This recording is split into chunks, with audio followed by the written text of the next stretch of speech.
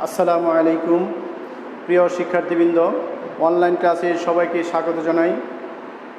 আজ আমি নবম দশম শ্রেণীর পদার্থবিজ্ঞানের একটি ক্লাস দিব। তোমরা অবশ্যই অবগত আছো, গত 4টি ক্লাসে আলোর প্রতিফলন সম্পর্কে আলোচনা করেছিলাম। আজকে হচ্ছে অষ্টম অধ্যায়ের আলোর প্রতিফলনের পঞ্চম ক্লাস।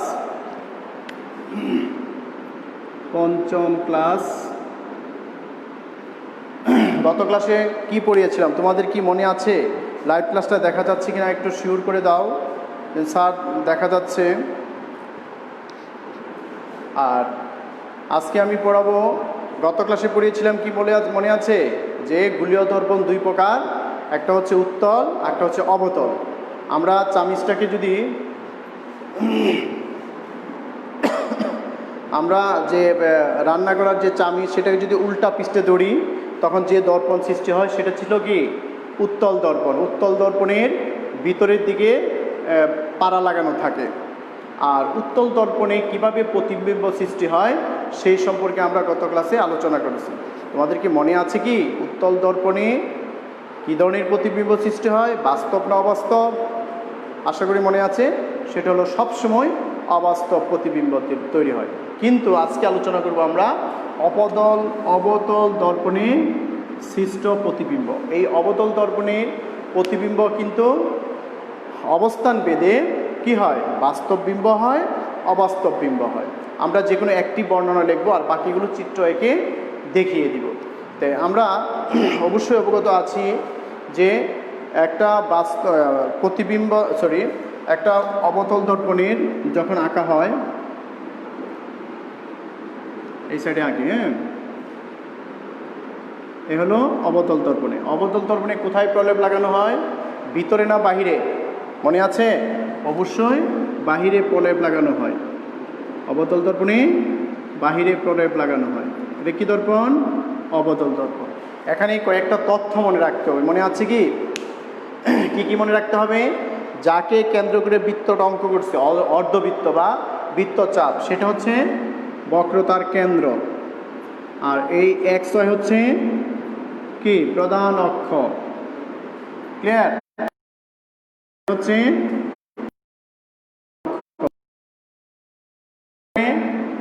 এই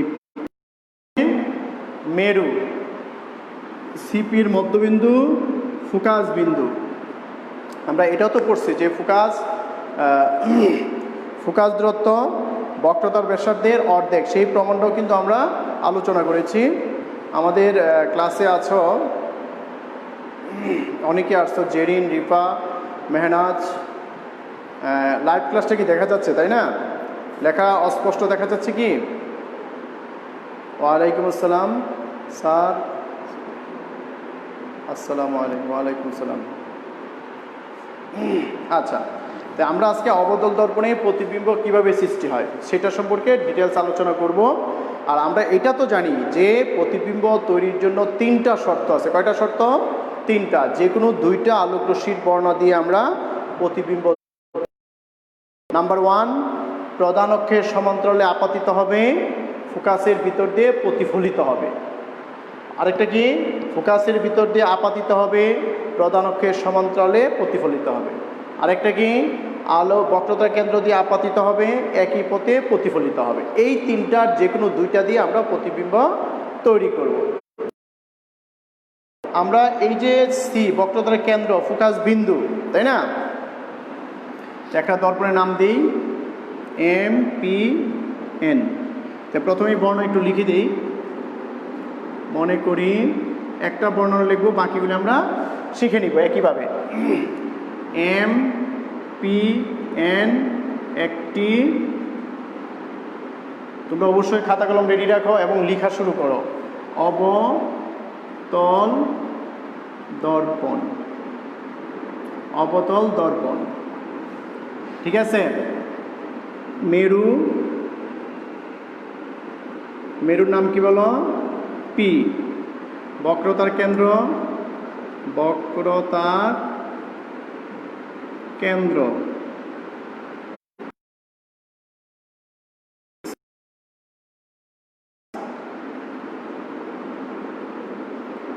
বিন্দু এফ, ফোকাস বিন্দু এফ, এই তিনটা তথ্য আমরা লিখলাম। এখন কি করব?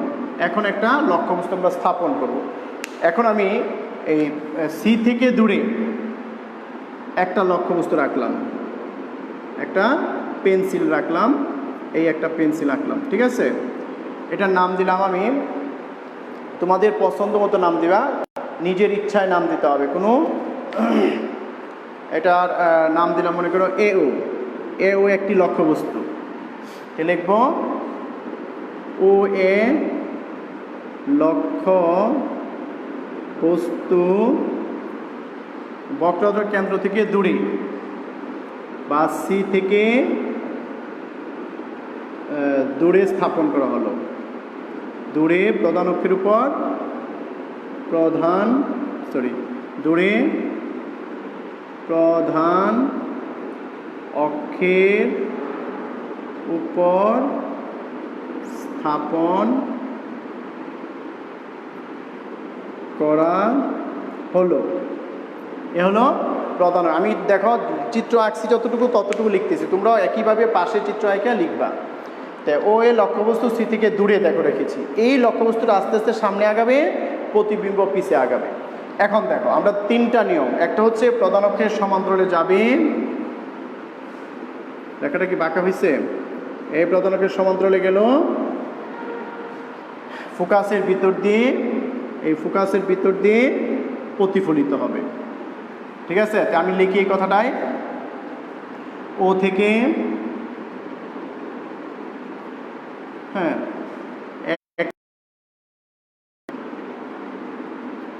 আলোক রশ্মি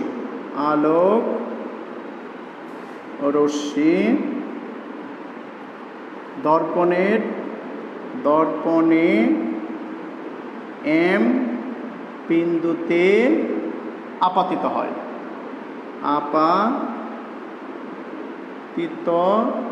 হয়ে কোথায়? ফোকাসের মধ্য দিয়ে, ফোকাসের মধ্য দিয়ে প্রতিফলিত হয়, ফোকাসের মধ্য দিয়ে প্রতিফলিত হয়। এখন আরেকটা রশ্মি যদি আমি দিই, কোথায় বলো? প্রধান ফোকাসের মধ্য দিয়ে যাবে, সমান্তরালে সেটাও লিখতে পারো। বক্ররেখার কেন্দ্র দিয়ে যাবে, বক্ররেখার কেন্দ্র দিয়ে ফিরে আসবে, যেটাই দাও সেটাই হবে। যদি বক্ররেখার কেন্দ্র দাও তখন দর্পণটাকে একটু বড় করতে হবে, তাই না? আমি বক্ররেখার কেন্দ্র দিই, তোমাদের বইয়ে কিন্তু বক্ররেখার কেন্দ্র দিয়েই বলা আছে। এই আরেকটি আলোক রশ্মি বক্ররেখার কেন্দ্র দিয়ে আপাতিত হবে এবং একই পথে ফিরে আসবে। লিখে ও থেকে আর আলোক রশ্মি, আরেকটি আলোক রশ্মি বক্রতার কেন্দ্র দিয়ে আপতিত হয়ে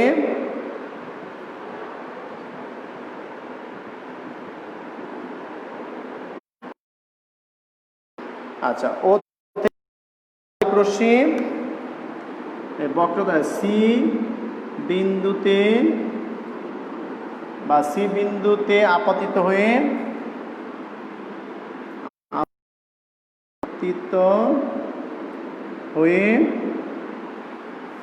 একই পথে প্রতিফলিত হয়, পথে প্রতিফলিত হয়। দেখো এটা বুঝতে পারছো কিনা? দেখো সি থেকে আরেকটি আলোক রশ্মি সি বিন্দুতে আপতিত হয়ে একই পথে প্রতিফলিত হয়, অথবা বক্রতার কেন্দ্র সি না লেখা লিখতে বক্রতার কেন্দ্রের একই প্রতিফলিত হয়। এই প্রতিফলিত রশ্মিদ্বয় দেখো কোথায় মিলিত হয়েছে? এখানে, এটা নাম দিলাম আই। প্রতিফলিত রশ্মিদ্বয়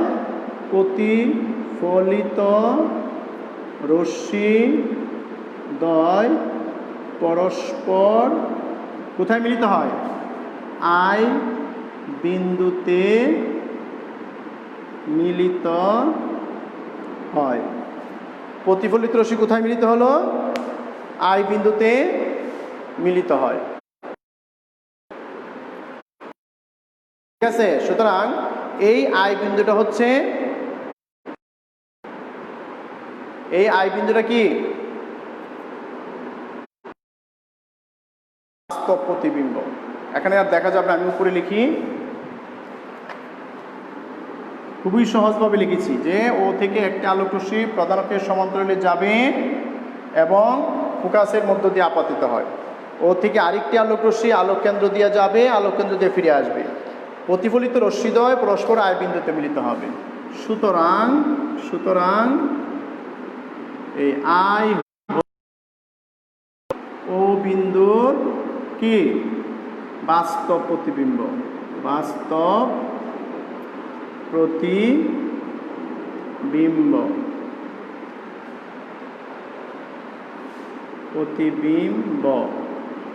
ঠিক আছে, এখন দেখো আরেকটা আলোক রশ্মি, দেখো এ থেকে প্রধান অক্ষের সমান্তরালে গিয়া একই পথে ফিরে আসবে।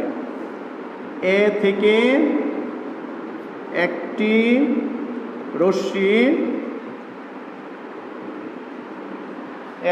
রশ্মি, প্রধান অক্ষে আপতিত হয়ে প্রধান অক্ষে আপতিত হয়ে একই পথে ফিরে আসবে। দেখো ও থেকে আমরা কয় ধরনের? 3টা রশ্মি নির্গত হলো। ও থেকে 2টা রশ্মি প্রধান অক্ষের সমান্তরালে ফোকাসের ভিতর দিয়ে আপতিত হলো, আরেকটা বক্রতার কেন্দ্র দিয়ে যাবে, বক্রতার কেন্দ্র দিয়ে ফিরে আসবে। সুতরাং ও বিন্দুর বিম্ব হচ্ছে আই, আর এ বিন্দু থেকে প্রধান অক্ষের সমান্তরালে যাবে, প্রধান অক্ষে দিয়ে ফিরে আসবে। সেটা হলো কি? এখন যদি আমরা এ থেকে প্রধান অক্ষের উপর একটা লম্ব আঁকি, তাহলে আই থেকে প্রধান অক্ষের উপর লম্ব আই বি অঙ্কন করি। এখন কি করব? এই যে আই থেকে দেখো এই প্রধান অক্ষের উপর লম্ব আই বি অঙ্কন করলাম। এ হলো কি? এই পেন্সিলটা এখানে দেখা যাবে বিম্ব। এ হলো বিম্ব। নাম কি? এটা হলো বি। আই থেকে প্রধান অক্ষের উপর আই বি লম্ব আঁকি। আই বি লম্ব আঁকি। দেখুন একটু সরে না, দেখা যায় না, লেখা বোঝা যাচ্ছে না। মেহনাজ, লেখাটা আমার কথার সাথে একটু মিলিয়ে লেখো। অনেক সময় লেখা তো সুন্দর না, স্যারের লেখা সুন্দর না, কি করবা বলো? এই জন্য আমি যে মুখে বলি সেটার সাথে মিল করে লেখো। যে এ থেকে একটি রশ্মি প্রধান অক্ষে আপতিত হয়ে প্রধান অক্ষে দিয়ে একই পথে ফিরে আসে। আই থেকে প্রধান অক্ষের উপর আই বি লম্ব আঁকি। তাহলে কি এই আই বিটা হবে, আই বি হলো ও এর বাস্তব কি? প্রতিবিম্ব।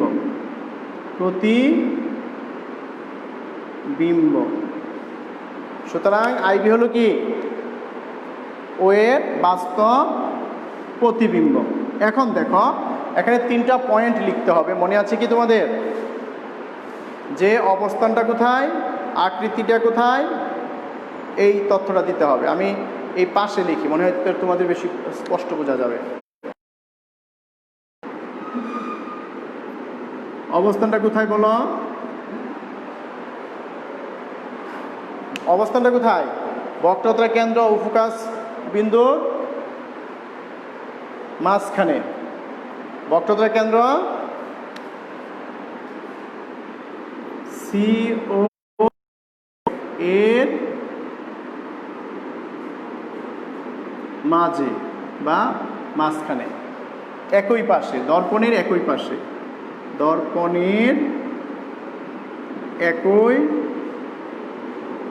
পাশে, ক্লিয়ার? এটা অবস্থান।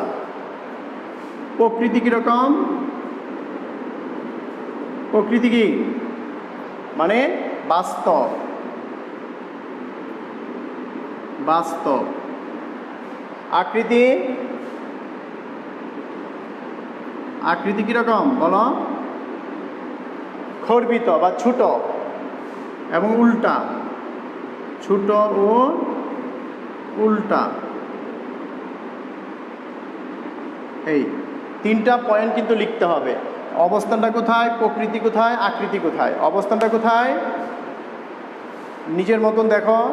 অবস্থানটা হচ্ছে কি বক্রতার কেন্দ্র ও ফোকাসের মাঝে, দর্পণের একই পাশে, যেই পাশে লক্ষ্যবস্তু রাখছি সেই একই পাশে। পরে বলছে প্রকৃতি হলো বাস্তব। আর 3 নম্বরটা কি লিখছি? আকৃতি। আকৃতি কীরকম? ছোট এবং উল্টা, যেরকম প্রতিবিম্ব থাকে তার উল্টাটা। এখন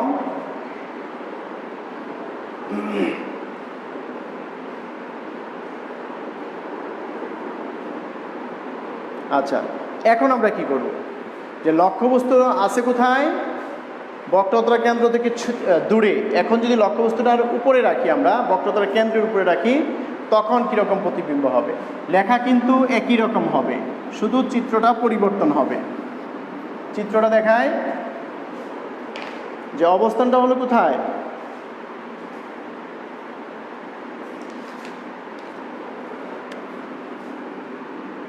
এটা হলো 1 নাম্বার ছিল, ঠিক আছে। 2 নাম্বার হলো লক্ষ্য বস্তু কোথায়? বক্রতার কেন্দ্রে।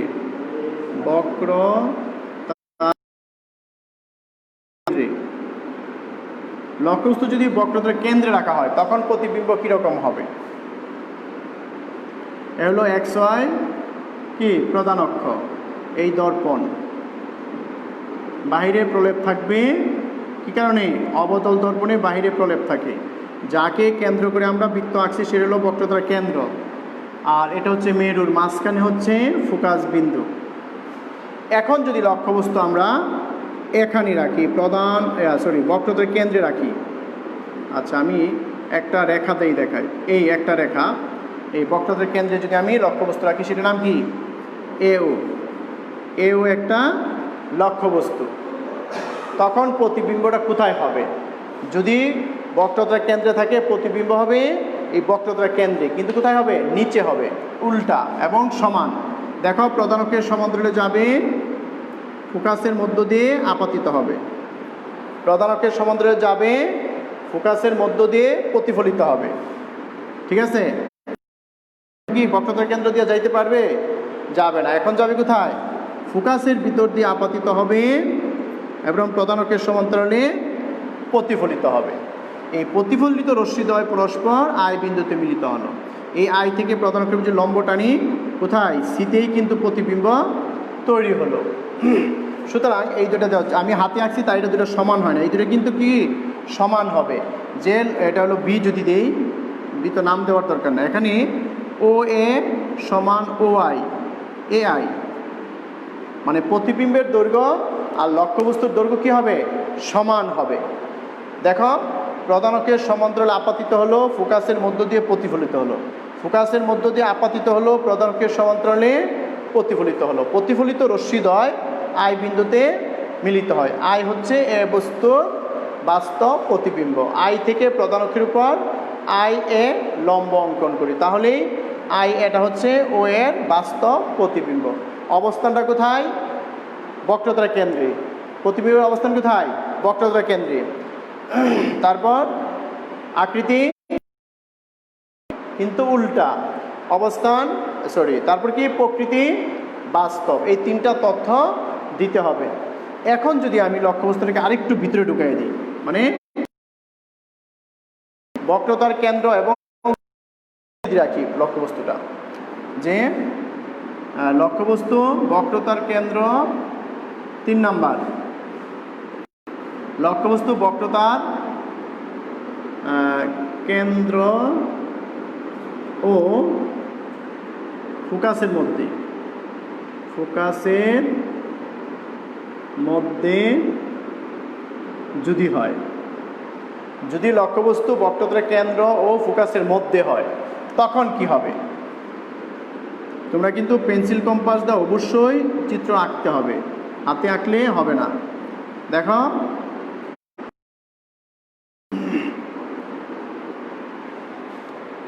যাকে কেন্দ্র করে করছি সেটা হলো বক্রতার কেন্দ্র, বাহিরে প্রলেপ লাগাইতে হবে। এটা হচ্ছে মেরু, মেরু এবং ফোকাস, বক্রতার কেন্দ্রের মাঝখানে হচ্ছে ফোকাস বিন্দু। সেটা কি ফোকাস বিন্দু। এখন আসছে ক্লিয়ার? এখন আমি কি বলছি, লক্ষ্যবস্তুটা কোথায় রাখবো? আগে ছিল বক্রতার কেন্দ্রে, এখন থাকবে বক্রতার কেন্দ্র ও ফোকাসের মাঝখানে, যে কোনো জায়গা হতে পারে।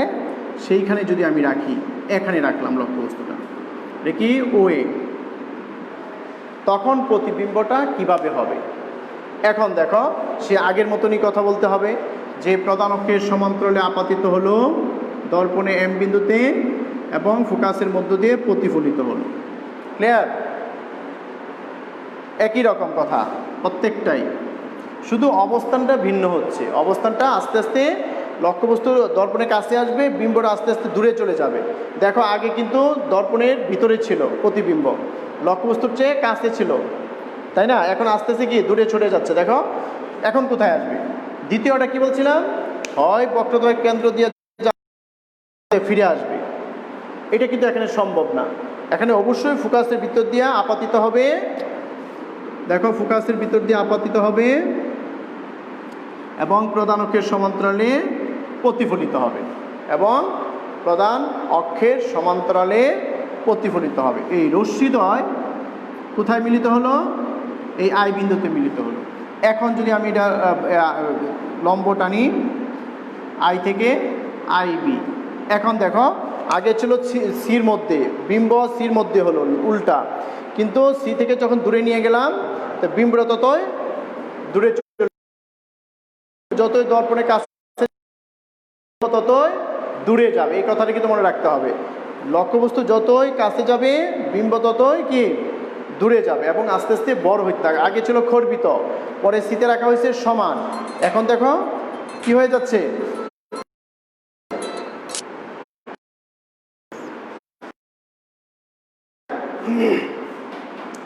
সুতরাং এখানে অবস্থানটা কি, অবস্থানটা কি লক্ষ্যবস্তু থেকে দূরে, কিন্তু বক্রতার কেন্দ্র ও ফোকাসের মাঝখানে। প্রকৃতি কীরকম? বাস্তব, উল্টা। আর আকৃতি কীরকম? বিবর্ধিত, কিছুটা বড়, আগের তো হচ্ছে কিছু বেশি বড় না কিন্তু, তাই না? বিবর্ধিত। বোর্ড ক্লিয়ার না? বোর্ড ক্লিয়ার হয় না,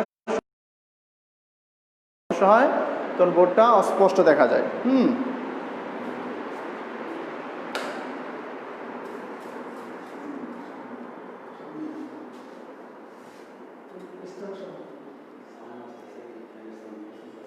ঠিক আছে, আচ্ছা। এখন যদি লক্ষ্যবস্তুটা আমরা ফোকাসে রাখি তখন কি হবে? অসীম দূরত্বে মিলিত হবে, যতই আমরা সামনে আগাবো ততই দূরে চলে যাবে। ক্লিয়ার? সুতরাং লক্ষ্যবস্তুর উপর ডিপেন্ড করে, নির্ভর করে কি? প্রতিবিম্ব। প্রতিবিম্ব যতই কাছে যাবে, লক্ষ্যবস্তু যতই কাছে যাবে বিম্ব ততই দূরে যাবে। তার মানে আমরা সব কিন্তু বাস্তব প্রতিবিম্ব দেখতে পাই। যখনই এফ এর ভিতরে ঢুকে যাবে, এফ এবং মেরুর মাঝখানে আসবে, তখনই অবাস্তব প্রতিবিম্ব হবে। এই প্রশ্নটা কিন্তু বেশি আসে পরীক্ষায়, যে অবতল দর্পণে কি অবাস্তব প্রতিবিম্ব তৈরি করা সম্ভব? ব্যাখ্যা করো। হ্যাঁ, তো 4 নম্বরে যদি আমি বলি, লক্ষ্যবস্তু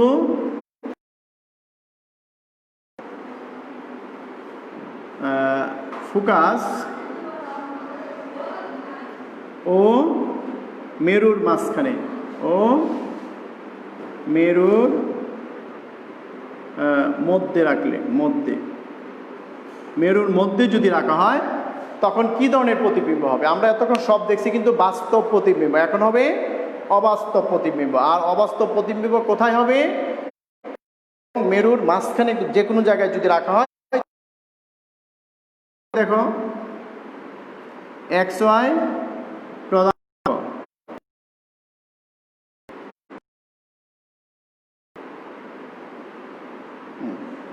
আচ্ছা,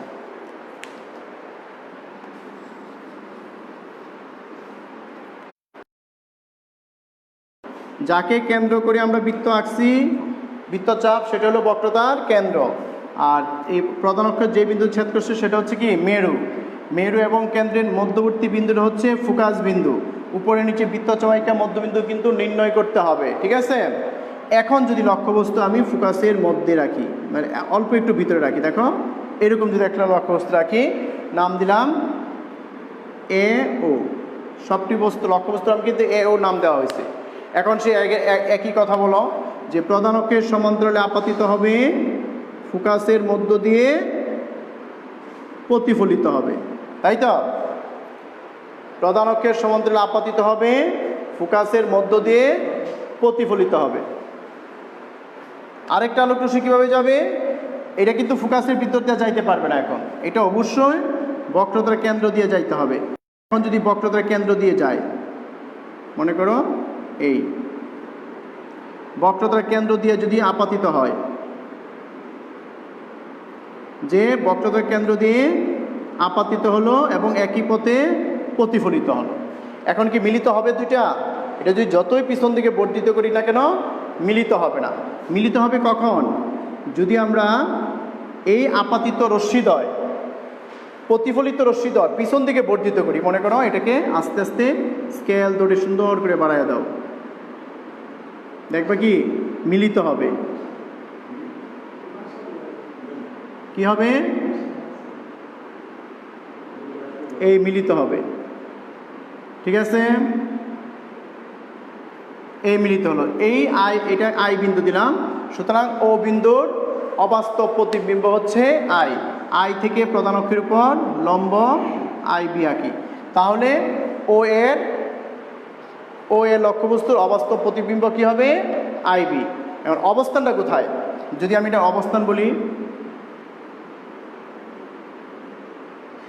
অবস্থানটা কোথায়? লক্ষ্যবস্তু যেদিকে তার বিপরীত পার্শ্বে, দর্পণের বিপরীত পার্শ্বে লিখতে পারো, দর্পণের বিপরীত পার্শ্বে, এটা হলো অবস্থান। প্রকৃতি কিরকম? প্রকৃতি হলো অবাস্তব।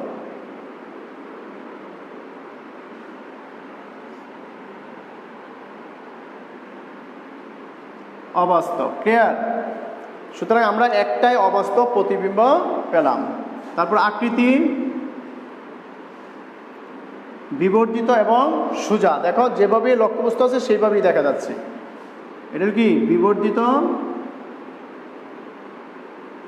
দ্বিত ও সোজা, ঠিক আছে।